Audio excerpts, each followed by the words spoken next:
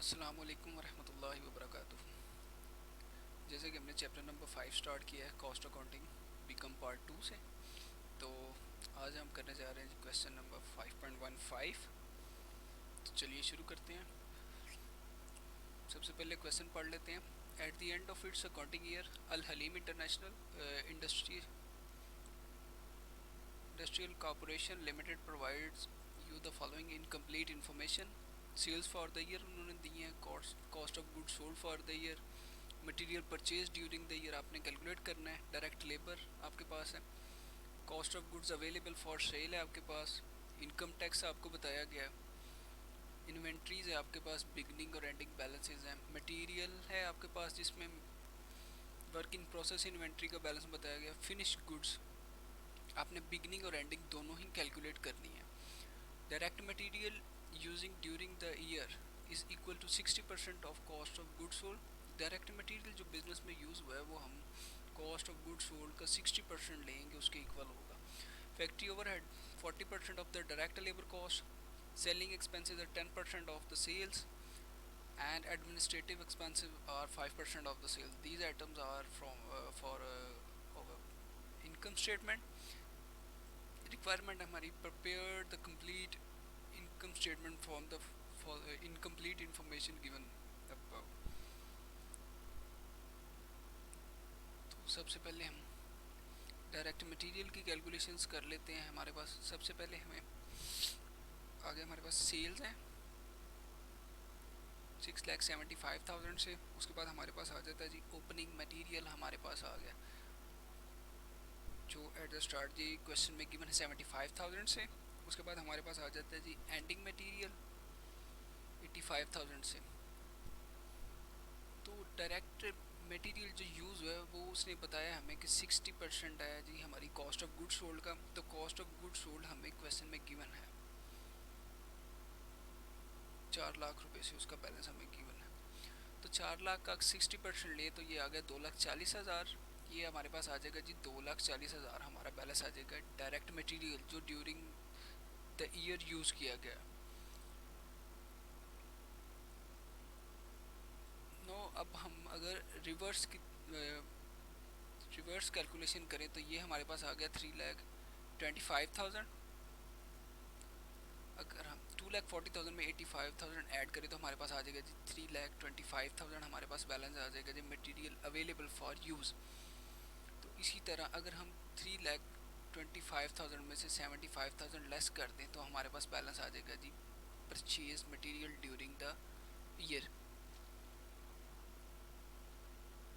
Next calculation है हमारी cost of goods manufactured. Direct material की कैलकुलेशन तो हमने ऊपर कर लिया 2,40,000 वो हमारे पास आ गया। डायरेक्ट लेबर जो है वो क्वेश्चन में गिवन है हमारे पास 1,50,000 हमारे पास आ गई। एफ एच आपको उसने बताया है क्वेश्चन में कि factory overhead is 40% of direct labour cost. Means कि जो डायरेक्ट लेबर है आपकी 1,50,000 इसका आपने 40% लेना है जो आपका फैक्ट्री ओवरहेड के इक्वल आ जाएगा। तो इसके लिए हमें कैलकुलेशन, ये सपोर्टिंग कैलकुलेशन है हमारे पास। डायरेक्ट लेबर को मल्टीप्लाई किया 40% से तो ये हमारे पास 60,000 आ गया। ये हमारा बैलेंस आ गया जी 60,000। तो हम तीनों को ऐड कर लेंगे, ये हमारा बन जाएगा 4,50,000। Know the opening work in process question में गिवन है हमारे पास 95,000 से।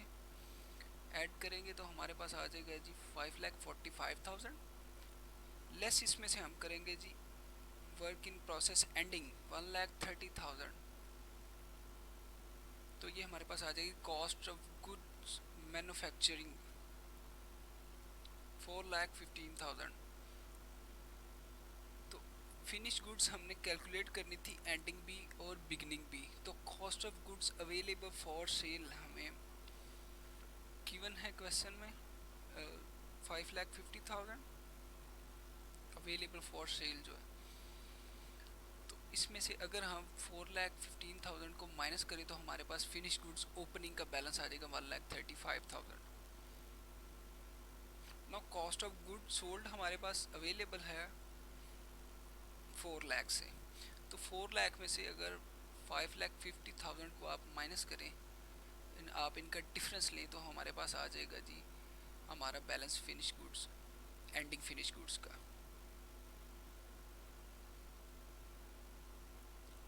Now we are going to build up income statement.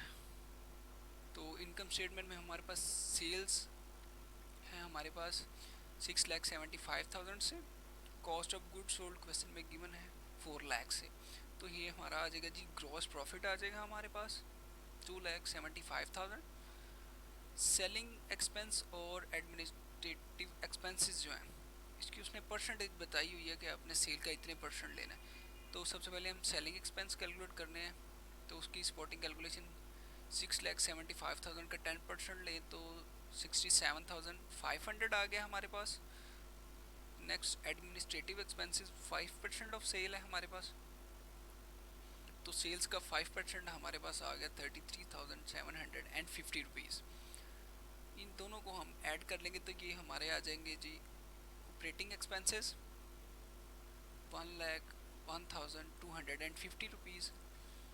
इसको हम ग्रॉस प्रॉफिट में से माइनस कर दें तो हमारे पास आ जाएगी net income before taxes 1,73,750 rupees.